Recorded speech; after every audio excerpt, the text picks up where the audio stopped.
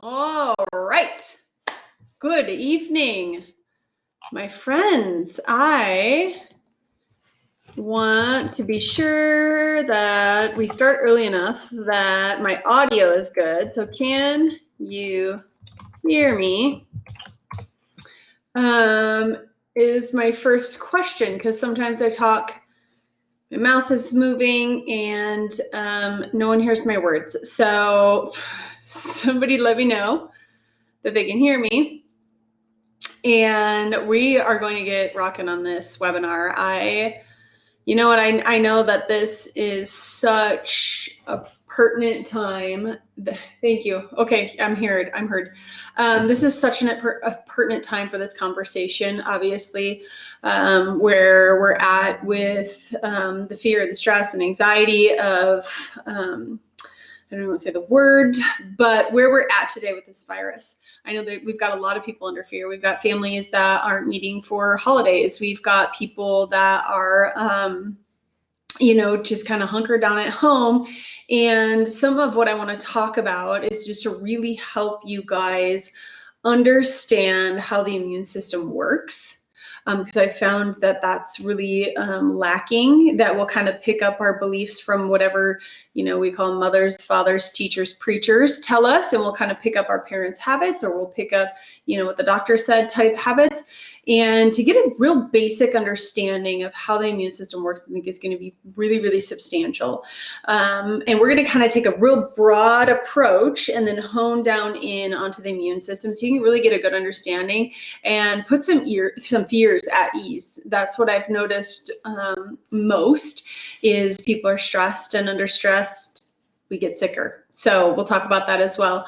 Also, we kind of are throwing the baby out with the bathwater and trying to all of a sudden we stopped all of our values and tossed them aside, in a state of fear, instead of really taking a nice logical approach to what's going on. What's going on today with this virus, but then specifically for families who are already nervous because they're like, we're hitting into, this cold and flu season, call it a season, whatever you will, but we're gearing into this season. We're always ill. We're always sick. We got the sniffles. We know the flu's coming. We know we're going to be puking and vomiting and coughing. And now we're going to be more scared than ever to go out in public, to be with families, because now you're going to get the shame of, you're sick, shame on you. You shouldn't, be out. I heard a cough. You had a sniffle last week. You should stay away from humans for 14 days. So it's been really tough balance. And I understand the fear on both ends of it. I understand the frustration with patients and people who are, who've been saying, I've been healthy my entire life. Why would I change my values now? So let me kind of help you guys get a good foundation on how the system works, and you can decide, right? You decide how to move forward in getting your family the healthiest life you can. And that's why I do what I do. I know that we all have a very specific purpose on this planet and on this earth. And during our short time here, I want you to do you and do your purpose. And you need energy left over to be able to do that by the end of the day, right? You need abundant energy to give back, to be yourself. So does your kid, so does your spouse, so does, all your friends and family and people around you. So let's get that under wraps here. Let's get you serving your purpose. And I feel like a lot of my purpose is to help families do that, because I've been there, and I'm not going to share a ton of my story now, but I was a pretty sick kid, and rounds and rounds of antibiotics. And unfortunately, now we know what the overuse of antibiotics can do, including cancer and gut cancer, which this comes at a time where I am, a little angry about overuse of antibiotics, because I have a 39-year-old friend who's passing away from colon cancer that they've linked to overuse of antibiotics. And that's kind of been our go-to. Let's kill everything, and knowing that we are killing our own gut health instead of building it up.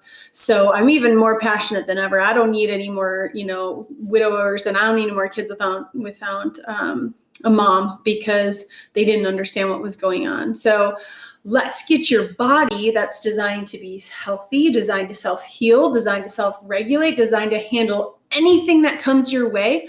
Let's get that thing as strong as we can. And let's get that foundational belief there. So I want you guys to kind of just, take off that hat of fear right now and make sure the news isn't playing in the background. And let's really talk about how the body works and that it is supposed to be healthy. It is supposed to handle anything that comes its way. And when stress seriously gets in the way of our body's ability to heal and to function. And we know, my God, we know that stress is high. I don't even say that word. Often we'll talk in our office and say, how are you processing this week? Because we know that there's going to be stress, right? We want to know how your body adapts, and how your body processes stress is how well you're going to pull through any situation. We know that there's stress coming at us at all angles every single day. It just happens to be a little higher now. And we also happen to be going into a season where we aren't as active. We're eating more sugar. The sun isn't there unless you live in places where there is sunshine everywhere. I love you and I'm jealous of you. I love the sunshine. But vitamin D is low. Sugar tends to be high. Activity tends to be low. All the things that build up an immune system in a body, which is why we hit this season, regardless of the year, where our immune systems are a little bit more depressed. And we're going to figure that out, or we're going to talk about that through this as well. So I want you to have some more awareness on how and where health comes from and how to optimize that. That way you can make the best decisions for your family moving forward. Because even though I had a good, what I would feel like a natural foundation for health, I didn't really know. I kind of knew, but all of my advanced training helped solidify this for me. And then I saw it with my own eyes, and I see it every day with my patients. I saw it in my own family, specifically my own life and my children. And then with the families that come through my office, and I watch them literally kick the sick. I watch them get rid of sensory issues. I watch them have, a nice, calm, self-regulated body instead of one that's having behavior issues and meltdowns and unable to learn and focus challenges. Parents with irritability and hormonal issues. Watch the body heal. And the best thing and the coolest thing to do, of course, to celebrate, but to understand that the brain is controlling everything. And your brain has to get your feedback from the world, from your nervous system. So your central nervous system, although we know it's the controller of everything, we call it the master control system. We don't necessarily look at how's the brain getting information. And instead, we want to dissect, the body and look at it under a microscope in pieces to see, okay, how is the heart operating? How, how's your muscles? How's your physical body? How's your lungs? How's your thyroid? How's your adrenal glands? Instead of taking a look at how's the brain doing? How is it getting information? How is it getting its feedback? One of the things that we say is you live your life through your nervous system. Everything's got to be processed through that thing. Everything you think, say, do, taste, smell, touch, everything has to be processed through your nervous system, including viruses, bacteria, fungus, illnesses, emotional components of stress. It's got to go through your nervous system, and how that thing's operating is really going to help determine the outcome of what your brain's receiving and what it's going to send back. And if it doesn't have clear and concise communication, we know things are going to get jambled when stress gets in the way. We're going to talk about stress here just again, and I don't know how many times I'm going to say stress in this webinar. I'm going to try not to, because I think it's so negative, but how it gets there in the first place. This quote from Dr. Bruce Lipton. If you guys know Dr. Bruce Lipton, then you just know an amazing human. But he wrote The Biology of Belief. He's a stem cell researcher. He's highly awarded for his science and figuring out that it isn't the genes that are the problem. It's the epigenetics, the environmental factors that are turning on these genes, because many of us have genetics for things like cancer, for things like diabetes, obesity. We all have the genes, but we've been dealt this, this hand. How we play those cards matter. The epigenetics, so environmental factors that are turning on these genes and off, by the way, which is the most encouraging part. He discovered that. So I would look into him if you don't already know who he is. He's one of my favorite scientists, next to Heidi Horvik, actually, Haavik. She's pretty amazing as well. And looks at the brain and how the brain changes and the neuroplasticity. We know that the brain is always changing, which is super cool. Children from birth to 3 are making 1 million new neurological connections a second. 1 million new neurological connections a second. It's just mind-blowing. And as an adult in our 30s and 40s, we're making 1 million new neurological connections in a year. So substantially slower, but kids in neurodevelopment is just absolutely huge. And to make sure that that brain is developing appropriately is a pretty big deal. And that's what we do in our office. And that's what we have a passion for, is making sure that that brain feels nice and calm and organized, and you're living your life through a nervous system free of stress. So living our life through that nervous system, there's many senses. And I know that there's a perception of sense, and there's those 5 senses that most people know about. And 1 or 2 that we really don't pay much attention to, or maybe aren't educated on in school outside the 5 senses, is an enteric sense. So how do you feel inside? How's your body feel? How did that make you feel when you saw that person walking across the street who didn't look very friendly? How do you feel inside? Is your chest tight? Is your throat tight? Is there a lump in your throat? Did your heart rate go up? Is your stomach tight? Is there butterflies going on? Do you have to go to the bathroom? All of that enteric sense is really, really important. And we find people lack this quite a bit, and including sensory kids, which we work with quite a bit. And another really huge component is your balance and your movement sense. We call that proprioception. So where are you at in time and space? This one is so important, because obviously if we didn't have it, we'd be on the ground in on a lump heap. I don't know what I want to say. You wouldn't be standing, that's for sure. And we know how important proprioception is in an athlete, because we're looking at agility and reaction time, right? Where is their body exactly at in time and space so they can perform? What's important in our children, it's important as adults. We want to be able to move our bodies appropriately so we don't get hurt, so we don't trip and fall, we don't stumble. And in kids, that motor component of their nervous system is what's driving the development of that brain, which is highly important, coming up and crossing over and hitting the prefrontal cortex. So important. We know that kids and adults who are not activating a prefrontal cortex, which we're going to talk about here in a bit, are some of the most stressed and challenged people in bodies, because that's the part of your brain that's running logic. It's running the creative and calm and compassionate side of your brain and nervous system. And we've got a limbic brain, we call it your hind brain. Here's your prefrontal cortex, which keeps your limbic brain at bay. We have an analogy called flipping your lid, where your limbic brain takes over. That goes into more of a fight or flight component. So here's the thing. You can't be in a tight lid situation or a lid off situation. It's got to be one or the other. So you've got 2 modes in that your nervous system, 2 modes of operation in how it's picking up on senses. It's in fight or flight, rest, digest, heal, and repair. And they're inversely proportional, which I'll show you here on the next slide. Your fight or flight response is what we're under when we say the word stress. Fight or flight flips your lid, limbic brain takes over. We're dumping about 1,200 chemicals throughout the body to change the physiology of every single cell, because you need to survive whatever threat this is that's here. So your blood will start to be shunted from the internal organs out to your limbs to fight or flee. You're very reactive, you're very impulsive, your senses turn up. Hearing, vision, taste goes down, all the digestive things are turning down, enzyme production turning down, gut function turning down, immune function turning down. Because when you're under stress, when you're under a threat, your body cares about one thing, and that's surviving. That's handling the threat. And it doesn't care about anything else. It doesn't care that you ate a cheeseburger that day. It doesn't care that somebody coughed in your face and there's a virus in your face. It doesn't care if you're hungry, if you have to go to the bathroom. It cares about surviving. And what'll happen over time is we start adding so much stress to our lives that we start living there. Well, we all know people that live with a lid off all the time. They're impulsive and reactive, and you're like, I can't have a logical conversation with you. You're agitated and psychotic. And we know people that live with a real loose lid that can be triggered pretty easy and pretty often.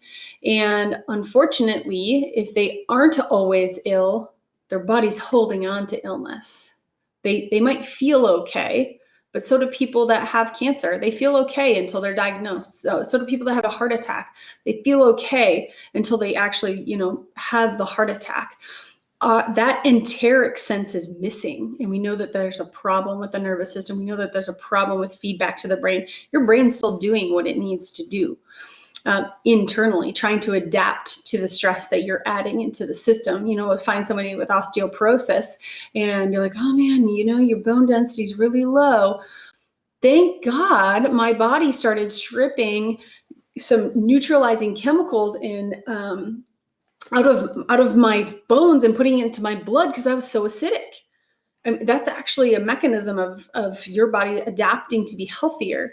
It's a pretty important system. Our brain's always trying to adapt under stress, always trying to figure out what to do. And it's long-term stress that really gets in our way. And unfortunately, a lot of our kids have started life under stress. They've had either a really stressful pregnancy where mom is under fight or flight quite a bit. Maybe she's worried. I know I was with my kid. Maybe there's, something going on emotionally in the marriage, in the home, in, their office setting, in their practice. I had just opened a new practice with my child who was having croup often. Anyway, I'm not going to share much of his story, but this is what got me down this path of healing and really understanding how the brain works because his wasn't working well and learning well. Maybe that child had a very stressful delivery. Maybe there was intervention. Maybe there was an epidural. Maybe there was pulling and a C-section. Maybe that baby came out kicking and screaming and started life in fight or flight. Or maybe this was a slow build like my son was, and we didn't notice it till 3 or 4. But we know that the brain is the biggest energy suck of any system in our body. It's got to run the show, right? So most of the oxygen and nutrients are going to the brain. Outside of the brain, when your parasympathetic nervous system is missing out, you're going to miss out in digestion, immune function, which we know is largely in the gut, 70%, that immune system is in the gut, and then also endocrine, so hormone cycles. So for kids, growth factors. For adults, especially women and men with testosterone and estrogen. Ugh. So your parasympathetic nervous system is the healing, resting, digesting, calming side of your nervous system. It's what runs your immune system. It's what runs the digestive tract. It's what, as a child, grows the organs and glands. We require more rest as an infant and as a child than an adult, but we do require enough rest to heal and repair from the stress we've experienced during the day. When we start to miss out on that, we start to create an imbalance that I'm going to talk about here next. But your parasympathetic nervous system is what is largely in control of running that immune system. So when you're looking at a body under stress, we're looking at a body missing out on parasympathetic and unable to fight the way that it needs to fight something and be more susceptible and opportunistic infections. So you cannot be in growth and protection at the same time. You cannot be in fight or flight or parasympathetic. At rest, we really want you balanced between the two. Your body shouldn't feel like it's in stress land, nor should it feel like it has to heal and repair. This exhausts the system, the fight or flight response. And once you're stuck in parasympathetic trying to heal, your body can't pay attention to everything else. And that's exhausted system. So I've got a slide on here, and maybe I'll try to make it even bigger for you guys. If I can do it. There we go.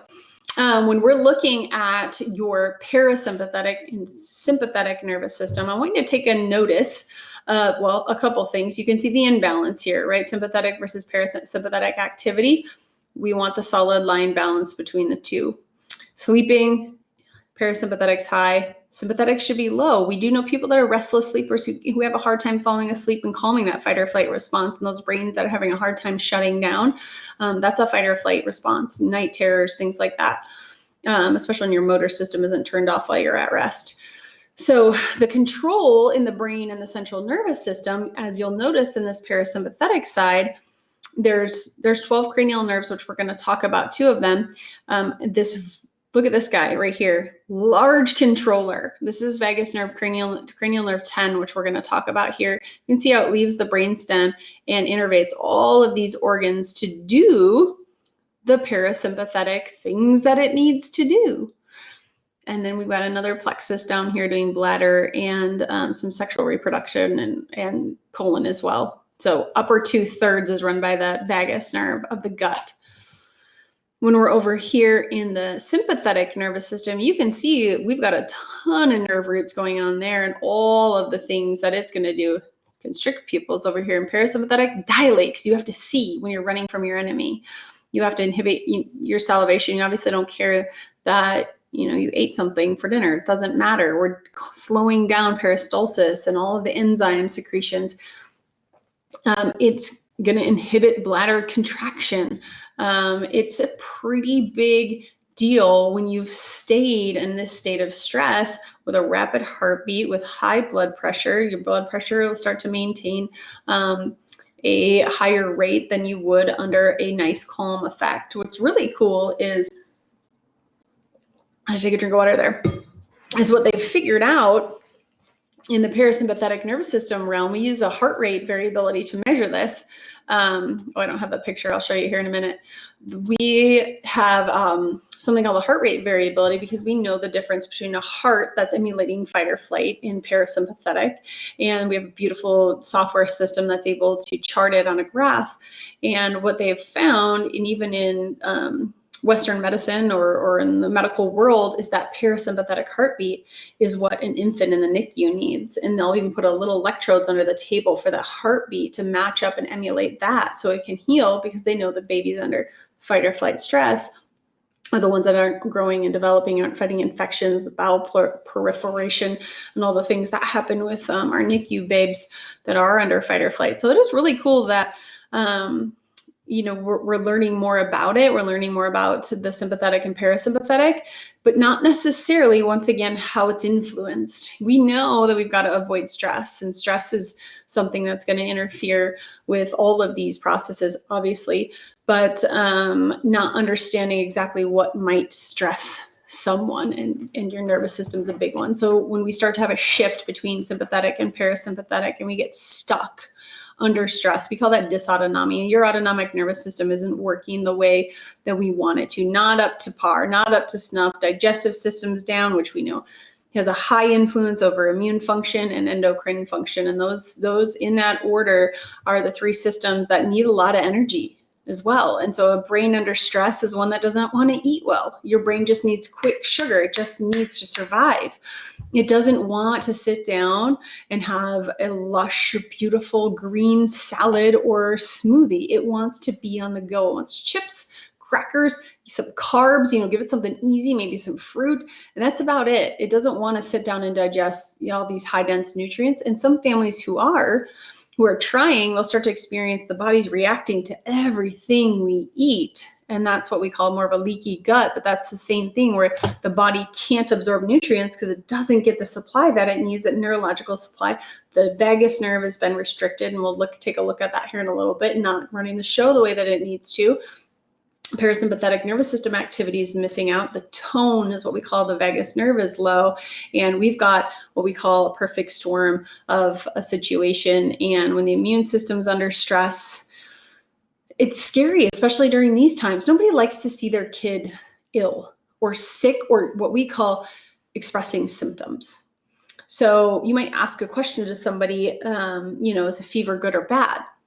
And it might sound like a trick question, because well, why is she asking me that? I mean, it must be good. Well, if you were out hiking in the middle of the woods and you ran out of water and you needed water to survive, and you scoop some water out of a stream, what's the first thing you're going to do with that water? Are you just going to drink it? Some people, maybe if you're in a fresh mountain stream, right? Most people are going to heat it up and boil it to kill anything that might be in there, right?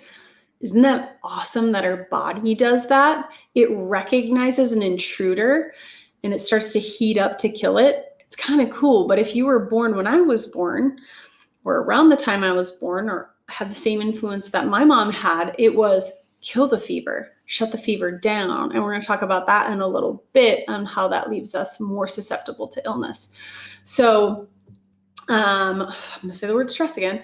There's 3 forms of stress that are going to interfere with our body. And I know you can't quite see this very well, but, oh, just kidding. It's me. I wanted that to be big, but maybe we can't get it bigger. Either way, you might be able to just read these words that are here. I guess my background got kind of in the way, but you can see there's chemical stress or toxins, there's physical stress or trauma, and there's emotional stress or thoughts. And they interfere. This says inflammation, irritation, and interference in the system. And stress gets stuck there. When you see this red word that's in the middle, it's called subluxation. We use that for neurological interference, where the stress has been stuck and where it can't get out of fight or flight. And that's our job, is to remove that. That's part of even the vagus nerve restriction that we start to see. It is under stress, and this becomes a perpetual cycle. And some people have a hard time breaking this cycle. They don't know what chemical stresses are in their lives, ingested, injected, inhaled, that are coming through, that our body has to process. Even though we think we're doing really great things with what we're introducing to our body, it can definitely be a chemical toxin in our lives. Physical stress, let me tell you this, guys. I know most people think, oh, I fell down and I got hurt, or I got in a car accident. That's a physical stress. Yes. But what's even more stressful on a system is not moving your body at all. Movement is life. So life in a screen, which I know you're probably all sitting at right now, life in front of a screen, life in front of a computer, life seated in front of a television, in front of a cell phone, that is a life that's not moving. And that's traumatic. Video games, more traumatic than it is, falling down. I would rather see a child running outside and playing and take a fall than one that just sat all day in front of a video game, because a stagnant, non-moving spine doesn't feed the brain. The brain is fed from movement. That proprioception component of it too. The way you move your body is how your brain is able to develop. Your brain has to get feedback from where your body is at. 60% is coming from the spine, which is really important. Then you get about 10% per limb. We know when we have spinal restrictions and neurological restrictions and stress and interference and all of the nervous system, we are going to see a stress to the brain that we might not know is there. Now, there's 300 trillion bits of information that reach your brain every second. You are consciously aware of 50 of those. And that's why I tell people that you need that enteric sense, but you also need to trust your gut. You need to pay attention to what's going on around you. Get your head out of the clouds or out of the screen, iCloud, and pay attention to what's around you, because we all know we could be walking down the sidewalk and see somebody in front of us. And without them saying a word to us, we can watch their body language, the way they're moving, how they're acting. We know if they're a threat or not. We know if we need to cross back across the street and not encounter that human. It's our nervous system. It knows it. It is very intelligent like that. Now, sometimes we have someone in our lives that's a threat that we, out of love, allow in our lives. And that is our system constantly under stress and a threat. And it doesn't feel good. It doesn't feel good to your body. And that's where you're going to see that cycle perpetuating. And here's the thing, whether you are in an emotional, stressful situation or you're thinking about that emotional, stressful situation, your brain gets the same response. It doesn't know. It's going to respond as fight or flight. And then you continue to think about it. That's trauma, right? Something emotional that your body can't handle is a stressor that's there. And your nervous system, you guys, sorry, I got to look to see them move. Your nervous system never forgets. It never forgets. It knows everything. It picks up on everything, just like it picked up on the person walking towards you on those nonverbal cues that they aren't safe. Your nervous system knows what went on around you at the rate of 300 trillion bits of information every second. When we are out and about and fearful and stressed, right, the hand washing and masks and hand sanitizer everywhere, because we're so afraid of this virus, and we're trying to once again throw the baby out with the bathwater instead of building up our nervous system, building up our immune system, doing the things that we know are right. And this is a threat. Whether you might feel like, oh, that person's being kind and courteous and safe, your nervous system doesn't think that. So now we're kind of on high alert as we go out, where our body's fearful, it's stressed, it's angst. People aren't necessarily talking to each other. And we have a stressful experience when we're out. We got a stressful experience maybe at home, I don't know, maybe with the school, sitting on the screens, we're not moving our body, we don't feel good. And it's this perpetual cycle that goes over and over and over and over again. We don't know how to get out of it. We're on this hamster wheel and we're like, how do I jump? How do I want off, but I don't see any light at the end of the tunnel here. I don't see the light at the end of the rainbow. And what we find is our job as chiropractors is to help a nervous system optimally function. So it can, not that it will avoid stress, not that stress never comes our way, but it can adapt to stress because it can process stress appropriately through all of your senses. The coolest part they found when under chiropractic care, when they hooked people up to electrodes to figure out what's happening. Because most people think of chiropractors like neck pain, back pain, headaches, I don't know, maybe a shoulder injury. They're not thinking about chiropractic for immune function. They're not thinking about it for overall tolerance of stress. They're not thinking about it for sensory issues for kids, speech issues, immune function that we see. We just sat down with a mom with a little guy with pandas. If you know what that is, it's a repetitive strap over and over that causes inflammation in the brain and a change sometimes in personality, which all viruses can do, but we can talk about that in a second. What we want to do is make sure that nervous system is running up to snuff, and then they're aware of some of the stressors they can choose to remove from their life. Sometimes we can't necessarily choose. A lot of times we can. And we want to measure. We want to see what kind of restriction is there. How much is our body missing out on healing and repairing? How far into fight or flight is it? So this little graph gives me a good picture. We want them balanced up here and in the green box. Here's this little scan that this little guy who is only 5, but his body's stuck at a state of fight or flight and running at less than 80%, 78%. So it tells me that he's experienced more stress in his 5 years than he has parasympathetic, his need for it, and it started to drop down his organ and gland function, his autonomic nervous system activity, and leaves him susceptible to illness. This little dude had extremely stressful pregnancy and birth, and was high sensory, high learning challenges, immune function problems. His gut was so bad that he couldn't even eat a Thanksgiving turkey that ate grain because his body was so intolerant to grain that he would vomit.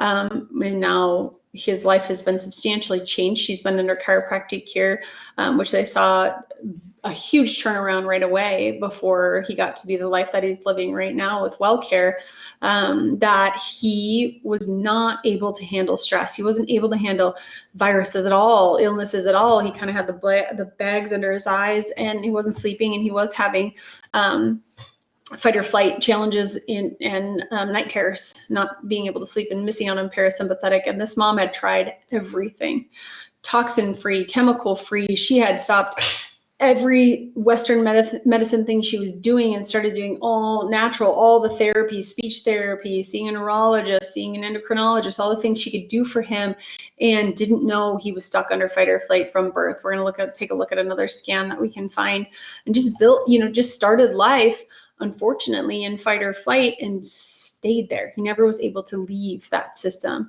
and until he was 5 years old, thank God. And now, normal functioning, I think 8-year-old now, for God's sakes, I think he's 8, doing amazing.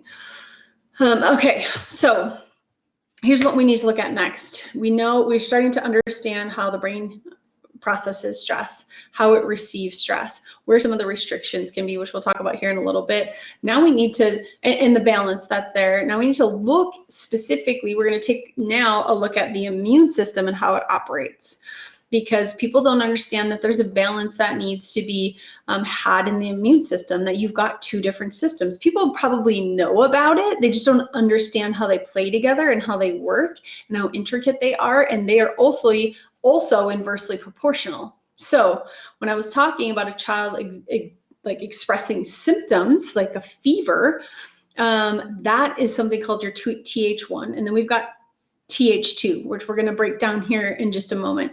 Your TH1 system is the first line of defense. That's the one that's in the gut. That's the one lining all of your tissues. That's the one coming across, those are all of the ones coming across the breast, milk, all eyes, ears, nose, throat. Any lining and opening has got to have this very generic, very first line of defense, what we would call your firefighters. I just can't see past my mic. I'm sorry that I keep looking over here. Your externalizers. This is a very much a get it out, right? Burn it down, get the fever up, puke, pus, snot, vomiting, diarrhea, rash, coughing, anything to get out whatever just got in. This is it saying, I know this is a foreign invader. I know it shouldn't be here. We're going to turn up the heat and we're going to do whatever system it's affecting. We are going to get it out. This system also has to now alert your Th2 system and say, hey, we had some invaders. Take a look at the carnage. Take a look at the damage. This is what we beat up. Now, make some memory cells to this. This is like basic science, which hasn't changed, by the way, with any virus, just because it's the same body, it's the same immune system, whether yours is running well or not, or your child's is or not, just a different virus that it's handling. So it's got to alert Th2. It's got to alert the inspector to say, excuse me, I have a tickle in my throat. Coughing. See, my body understood there's something there. It needs to get it out. This is them alerting the inspector to say, what do we need to do? And it's going to really depend on the infection, right? It's going to depend on the strength of the virus that came in, of what kind of response it needs to give. Some people are like, oh my gosh, my kid's fever got up to 105. They vomited for 3 days. Wow, you really had a big response to that. You obviously now are going to have a nice big army to fight that same virus that tries to come along next time, right? That's how your immune system should work. And once again, they're inversely proportional. So Th1 and Th2 aren't going to be on and functioning at the same time. We have to follow a cascade of events of it's entered in through a system, whether it's the eyes, ears, skin, nose, throat, mouth, it's got to enter. Then that system where it's in the whole lining of that gut, lungs, trachea, all of that digestive system recognizes it shouldn't be there and it starts to react, then trigger Th2 for memory cells. Now, I know I have a lot of different things that are on here and you don't necessarily have to follow all of these, but if you're somebody that loves, science and neurology and the immune system, you've probably heard of some of these things. And here's the biggest thing we need to look at. We're talking about your Th2 system, that specific immunity. That's what you're getting from your mom. That's what's coming across the placenta. That's why you would do like an antibody titer test to see what you're immune to when you're pregnant, to know what you're giving your baby through that placenta. That'll tell you whether or not your baby is going to be immune to whatever it might be, chicken pox, for example. And I was immune to chicken pox. I never had chicken pox as a child, nor did I get a chicken pox vaccine as a child. But somehow along the way, I was introduced to chicken pox. And I know I was because my siblings had it. Never expressed chicken pox, but immune to chicken pox. Isn't that interesting? And then some of the things that I was vaccinated for, the MMR, I was not immune to rubella. Here's the thing. What will happen is when we get an injection of an attenuated virus, it is activating, it's skipping past Th1. It's not coming in unless you're getting like a flu inhaler or whatever those things are, nasal. It's going directly into the bloodstream, right? It's muscular. We're skipping Th1. We're hitting up Th2. It's going right into the bloodstream. We're missing filtration. We're usually missing all of the stuff that needs to be filtered through that vaccine, going straight into Th2 and stimulating it, hoping it can make an immune response. Well, it's an attenuated virus, so it's a very small one, right? It's a small army that says, oh, there's a little weak virus in here. I'm going to fight and put a couple memory cells up to this, and here we go. So then when we're re-exposed to it naturally, which sometimes doesn't happen when we live in a vaccinated world, then we get to make, our body says, oh, I recognize that. Now I have a bigger army. And that army has about a 10-year half-life. That's why some people say that, your boosts only last for so long or whatever it is. Your immune system fighting something naturally, boom, and it can go through the whole process. It makes an army. Your body is just getting strong, because what we don't want is an overactive Th2 system, because that is autoimmune. That's your body starting to attack your own tissue. When we see a Th1 system, let me just move over here again. Sorry, I can't see past my mic. Because when we start to get ill and we've been told, shut those symptoms down, they are bad. Turn down the fever, turn down the vomiting, anti-diarrheas, anti-vomiting, like get anti-cough, whatever those are, cough suppressants, antihistamines, antacids, all the things that we do to say, shut that down, instead of letting it run its course naturally and building up what it needs to get stronger for the next time, to even make a bigger and stronger attack. And we're not, and when we're not allowing that process to happen and we're just stimulating Th2, now they're inversely proportional. And now we have a really strong autoimmune that's going on. And I know that this has happened to me because I am a celiac human. I had tons of antibiotics as a child, tons. I had tons of Tylenol, anything that could shut down a fever. I would be sick for weeks because my fever would try to turn on, we turn it back off, turn it on, turn it back off. My body's like, I can't fight this. What's going on? And now you start to overactivate Th2. It's gotta try to do its job. And unfortunately, I developed sometime in my lifetime, and thank God I figured it out, celiac. That is an autoimmune condition that is attacking intestinal lining, and you can't have gluten. I'm sure many of you guys have heard of celiac before. That's an overactive Th2. I had to spend a long time, you guys, actually letting my immune system do what it was designed to do and overriding the old scary beliefs, right? Because you're like, don't let that fever get past whatever it is, whatever your pediatrician says, 101, that's really scary. 107.8 is brain damage. If you have a hypothalamus that's working functionally, it's not going to let it get to that point. I have actually had a patient have 107.1 fever that they lived through. Obviously, they told me about it, but we're not playing with fire, right? Go to your comfortability level as a parent. If you're worried about dehydration, which is a huge worry, and that's a necessary worry, and that's an important worry, pay attention to that. Pay attention to how the child looks, if they're lethargic, if they're acting, like they're delirious. Yes, pay attention to those things. There's intervention that's needed all the time, or at any given time, not all the time. Like, let the body build up and work how it's supposed to. And once again, I said I'm like passionate about this right now because I have a friend who is dying on hospice care with colon cancer, that they told her this is linked to an overuse of antibiotics as a child. And she had the same thing, ear infections and all the antibiotics killing the gut, celiac, rashes, everything that her body was trying to get rid of toxins and couldn't because it got trapped. And that's what cancer is. It's a virus that gets inside of a cell and multiplies because your body didn't know it was there, because Th1 couldn't do its job anymore and Th2 was in control. And it's really tough, you guys. It's really tough. We know how high cancer is right now. We know how high autoimmune conditions are right now. We know how fearful people are of not being able to fight off something like this new virus that's out because they have a crap immune system. And instead of being told, build up your immune system, make sure you're having enough water, sunshine, activity. Make sure you have enough happy hormones in your life. There's a good outlet for you for your stress. See a counselor if you're not.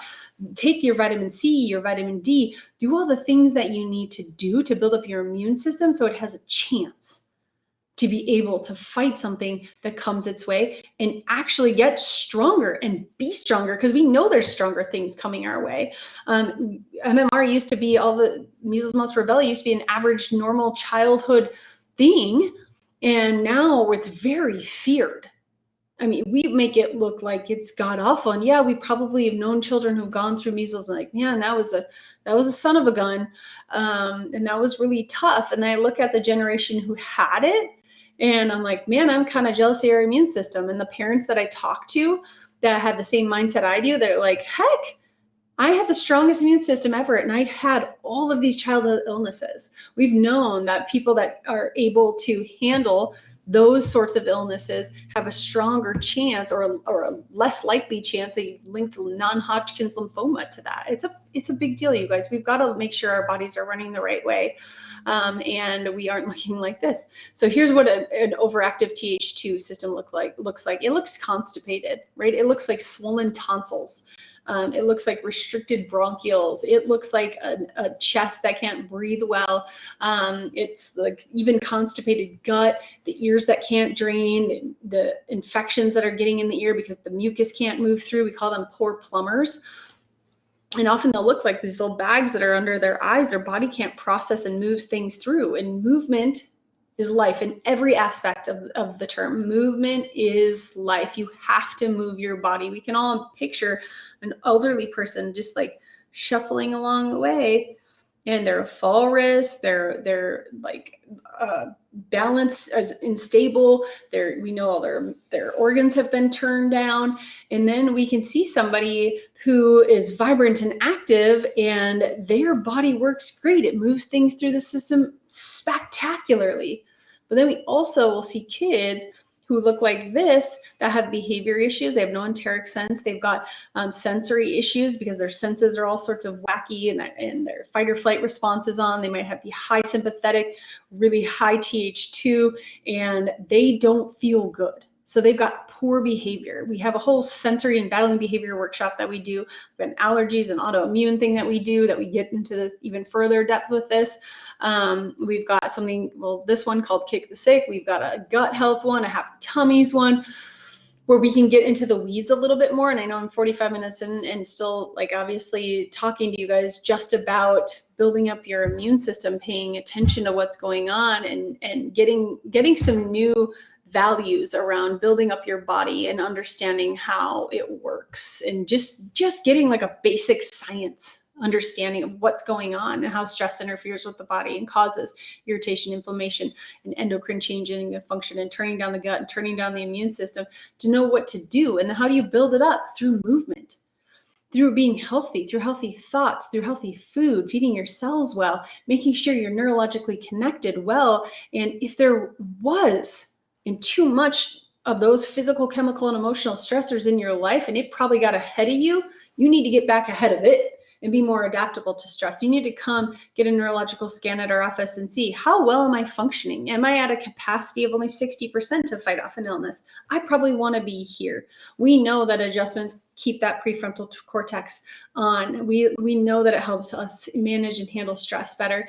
We know that it gives us a calmer, more organized system. I've seen it every single day with myself, and I see it every day with my patients. That's called clinical science. And thank God we get to see that and watch families change around where they were fearful of what's going to come next. You know, is my kid going to eat a peanut and go into complete anaphylactic shock? Is my child going to eat turkey from a grain-fed turkey and go into anaphylactic shock and have poor behavior for the next 2 weeks until he detoxes from it? You know, what's my kid going to look like? Does he have pandas?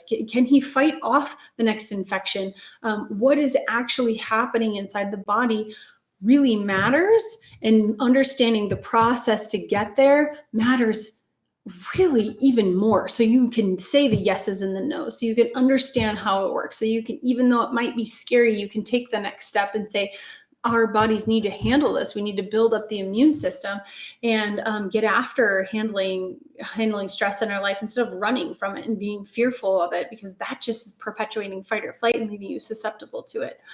And this vagus nerve, remember that one intervention intervention, oh my God, it is an innervation that's running upper 2/3 of the gut, running your parasympathetic nervous system, stimulating this parasympathetic nervous system. It has a tone. And some of you who might be listening know about the polyvagal nerve theory and all of that. Your vagus nerve is one of 2 cranial nerves of the 12 that leave the cranial vault and wander. The other one is spinal accessory, and it does this movement in the head and neck, and hence like plagocephaly and torticollis. Those are usually both affected in birth trauma. Your vagus nerve gets very restricted during birth, and you might have had a beautiful birth. You may not have. Your child might have come into this world very traumatically. You know, like the little guy I was talking about, he lost all vitals in the birth process, and they had to get mom sliced open hip to hip and pull him out as fast as they could. He didn't have oxygen for 15 minutes. He was pretty restricted. That's hence the sensory issues, the spectrum, the inability to focus, all the gut issues, and on and on and on, speech, vision, all that. all was off, which is a pretty big deal for that family and very fearful for that family and the siblings of how can this one be so sensitive compared to the others, and how does the family handle those emotions when somebody's not emotionally stable in the home. And often we'll find that vagus nerve is restricted during that birth process and they just don't know it.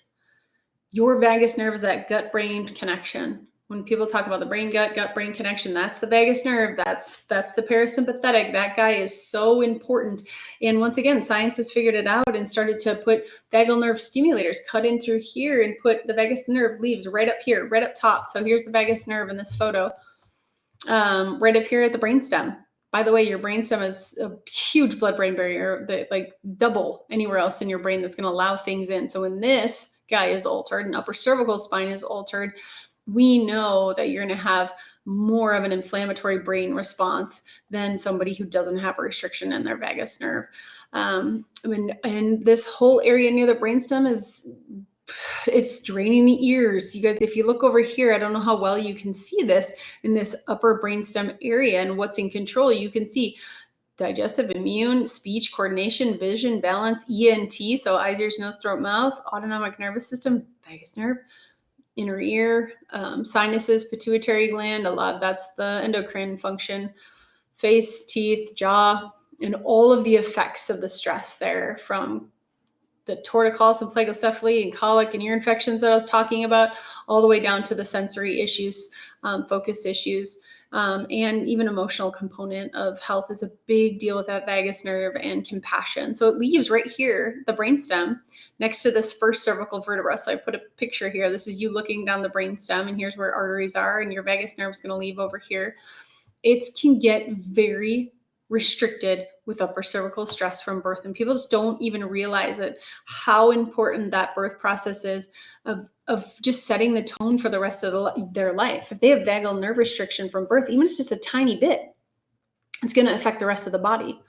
We all know Superman, who fractured his upper cervical spine and was incapacitated from here down, right? Respirator, couldn't talk, couldn't move, died of a bed sore because his body didn't know it was even there. He had no motor movement, a pretty big deal. So even a tiny shift in this first cervical vertebra, restricting brainstem, restricting proprioception, balance, immune function, digestive function, and that vagus nerve, it's a big deal. And that's why we see kids and families that need vagal nerve tone brought back into their lives, who need proper motor function, proper immune function, proper digestive function. They need a freaking lid on, right? So their limbic brain isn't taking over and running fight or flight, so they don't even have a fighting chance, and viruses can get in.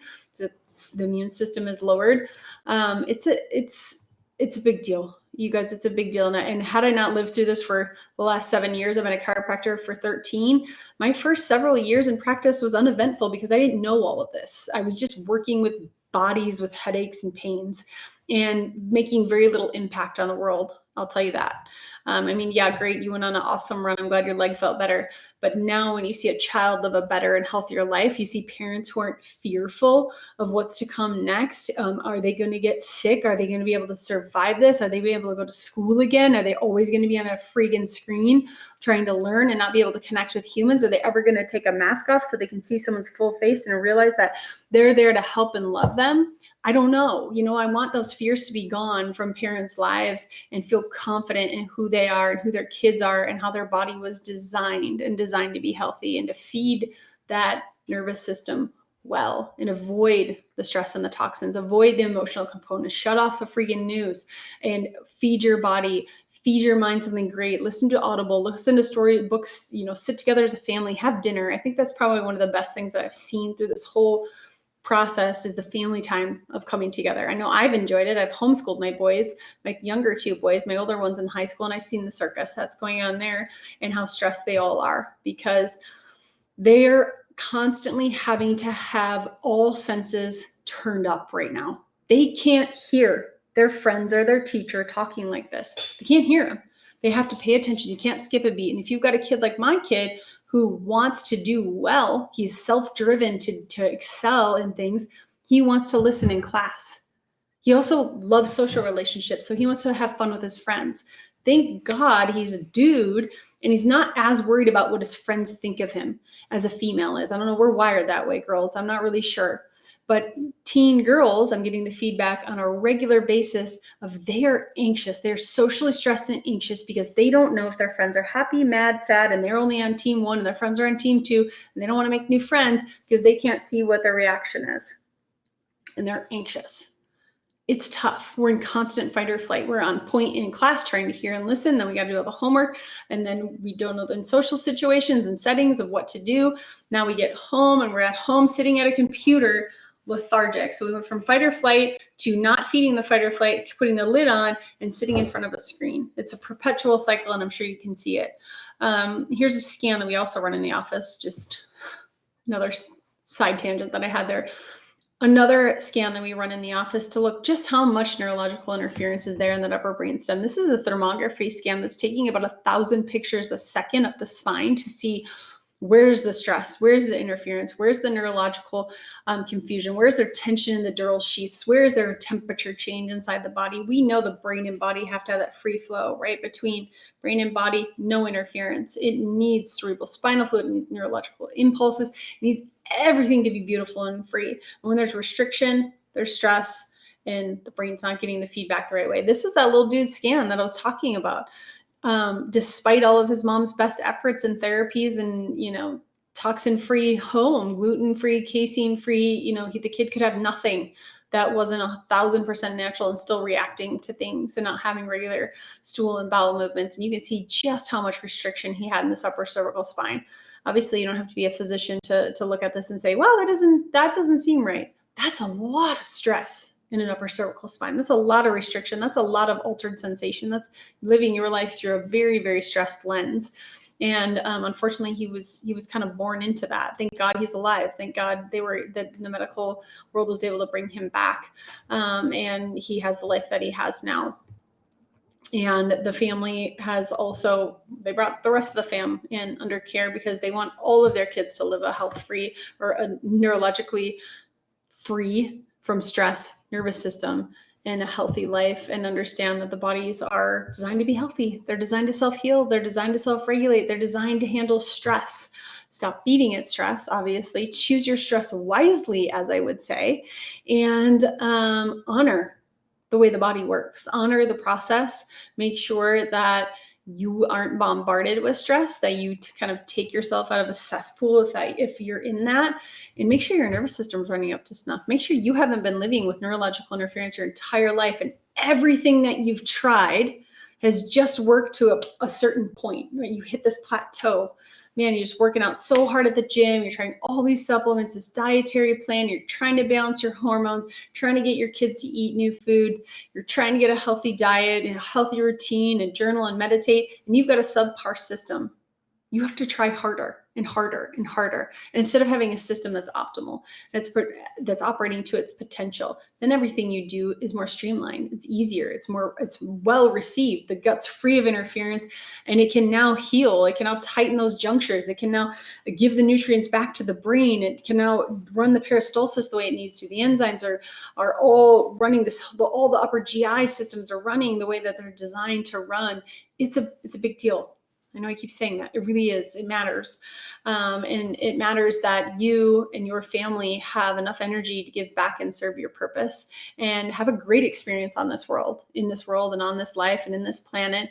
Whether your beliefs are at the end of it, I don't know, but I know that you're here for a short time to serve and to be able to serve others. And we can't give back to others when we're stressed. We can't give back to others when we aren't feeling our optimal potential and we have no energy because it's being sucked up in non-productive ways, in stress, in all the things we talked about. I can't believe I said stress again. I'm sorry.